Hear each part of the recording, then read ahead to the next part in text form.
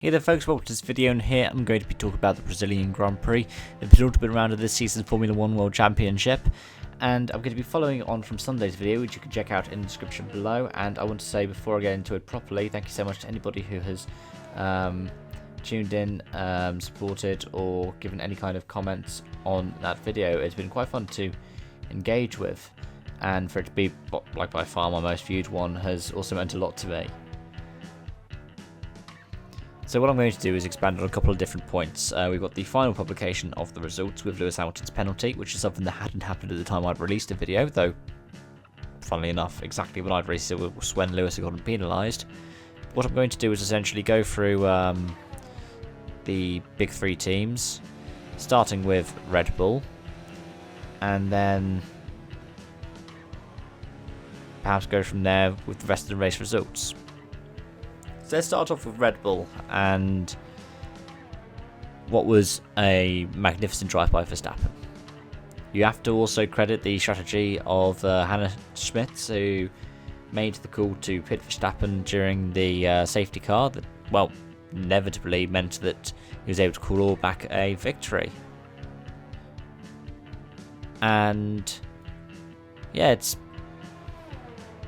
been a magnificent drive for him, and it shows the power of the Honda power unit as well, to be able to get not only a 1-2 with the second one being the Toro Rosso, but it could have potentially been a triple podium had it not been for the crash that Albon had with Lewis.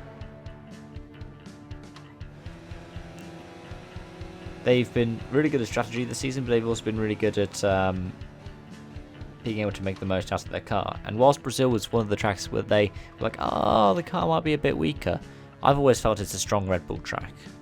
I think they showed it here. And let's go from there to talking about Mercedes in comparison, who came into this looking like they were going to be the strongest team, though of course they always like to downplay it, and ended up with a retirement and a 7th place following Lewis's 5-second penalty. Bottas was just unlucky. And as for the lengthy safety car, it's up to you to have your debate in the comments section about that. I could see why people are like, why was it so long? But if you believe it's going to be on the track, and remember Bottas did almost a full lap after he started having smoke coming out of the back of his engine, that might be fair enough. Yeah, with regards to Lewis's penalty, I saw someone in my comment section saying, Lewis could have gotten a bigger one to like 10 seconds. And I mean, I understand that. If you gave him a 10-second penalty, it would demote him behind Albon. It would also say to him, don't do something like that again. And it would also do something which I believe is also a decision they got wrong in regards to Ferrari drivers, and in particular Vettel. I'm gone, yeah, you're a champion, you should be doing better. And this again comes into another point in the comment section that I was having. Somebody saying Verstappen should have gotten a heavy penalty in Mexico. Yep, I totally agree.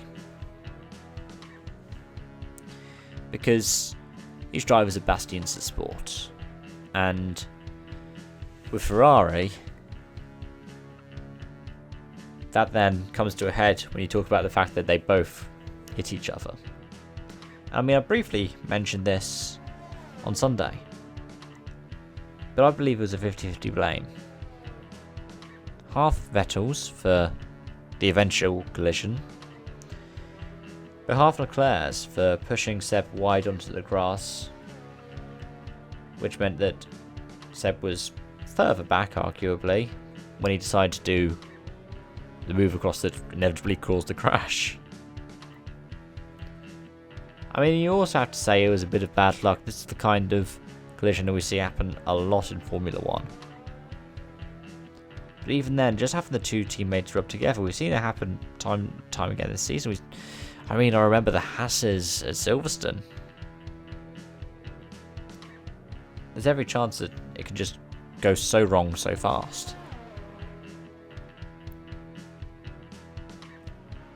Yeah, honestly, well done to Science and McLaren. Their first podium since the very start of the Turbo Hybrid era. Wish it was on track. Though as people have made a joke, of course Science got a podium that wasn't televised. And you have to feel sorry for him because that's the kind of career he's had. And he's had quite a tough career in what's been as long as Max Verstappen. I mean, Max has already been in 2 teams. And Sainz, albeit being in 3, has been touted with so many other ones. But I think it also detracts away from the rest of the top 10. 4th and 5th after Lewis's penalty for the 2 Alphas, Kimi ahead of Giovinazzi. A solid drive for a team that seemed to be struggling.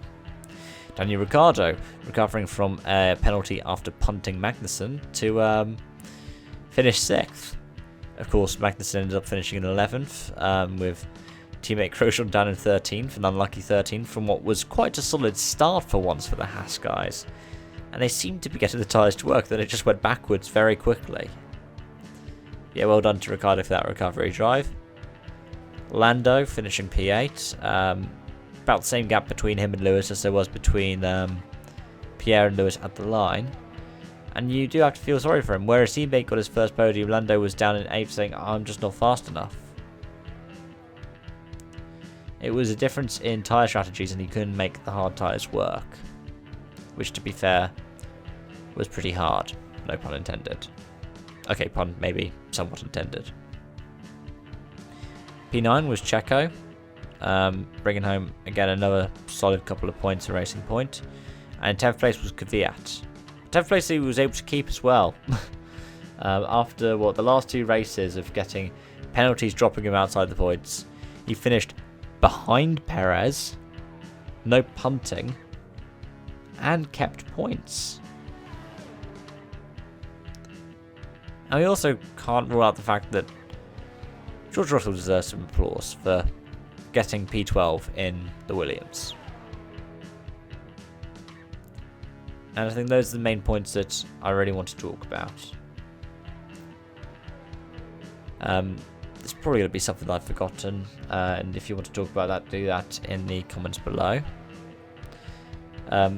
Sorry for a kind of laid back, less structured video here. I'm feeling pretty unwell though, and I've got a pounding headache.